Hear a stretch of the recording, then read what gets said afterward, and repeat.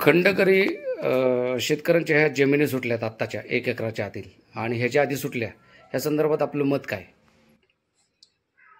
श्रीमंत रामराजे साहेब 1995ला आमदार झाले आणि आमदार झाल्यानंतर खंडकरी शेतकऱ्यांचा प्रश्न फार मोठा महाराष्ट्रात होता आणि फलटण तालुक्यातही होता.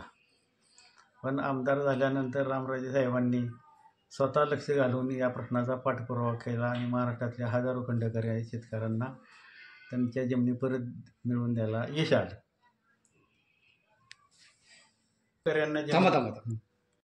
खंडकऱ्यांना जमिनी परत देण्यासाठी महाराष्ट्र शासनाने श्रीमंत रामराजे नाईक निंबाळकर समिती गठीत केली आणि त्या समितीने 13 शेती महामंडळाच्या 6 जिल्ह्यातल्या 13 फार्मवर जाऊन महाराजसाहेबांनी परिस्थितीचा सगळा अभ्यास केला आणि शेतकऱ्यांना जमिनी परत कशा देता येतील या संदर्भातला अहवाल शासनाला सादर केला.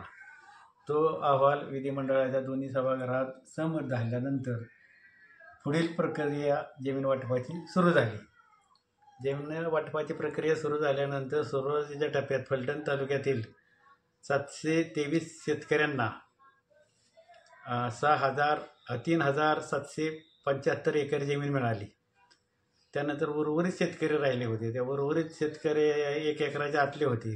1 एकरातल्या आतल्या शेतकऱ्यांची संख्या 129 होती. मग आम्ही त्याचाही पाठपुरावा केला आणि रामराजे साहेबांच्या प्रयत्नातून त्यालाही यश आलं आणि आज त्या शेतकऱ्यांच्या वाटपाची अंतिम यादी प्रसिद्धी झालेली आहे. त्यामुळं सगळीकडं आनंदाचं वातावरण आहे. या ठिकाणी पत्रकार परिषद घेताना आमचे तात्या नाईक निंबाळकर साहेब सर यांनी आज सांगितलं, आज खंडकऱ्यांना त्यांचा न्याय 100 वर्षानंतर न्याय चांगल्या पद्धतीने मिळाला आणि आज आनंदाचा दिवस आहे की आम्हाला आमची जमीन लढा महाराजांच्या तर्फे झाला. आमचे लक्ष्मणरावजी तात्या यांच्याबरोबर राहिले, संजीवबाबा आहे, बाकीचे आमचे पिट्टूबाबा आहे, बाकीचे आमचे कार्यकर्ते आणि खंडकरी सगळ्यांनी मिळून ह्या लढ्याला चांगलं रूप दिलं आणि आज आनंदाचा क्षण आहे.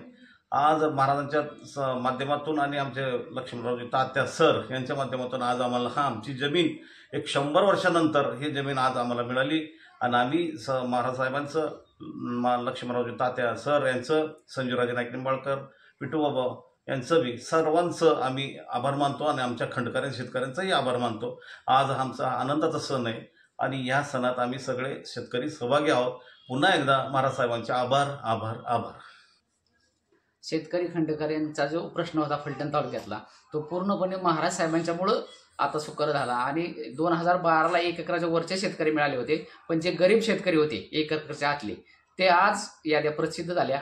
त्यासाठी खंडकरी शेतकऱ्यांचे नेते आमचे लक्ष्मण तात्या निंबाळकर आणि महाराज साहेब आणि मध्यंतरी दीपकरावजी चव्हाण आमदार साहेब यांनी पण विधान परिषदेत चांगला आवाज उठवला. त्यामुळे आम्हाला ह्या सर्व जमिनी आज सगळ्या लोकांना मिळालेल्या आहेत. त्यामुळे सर्व शेतकरी आता आनंदात आहेत.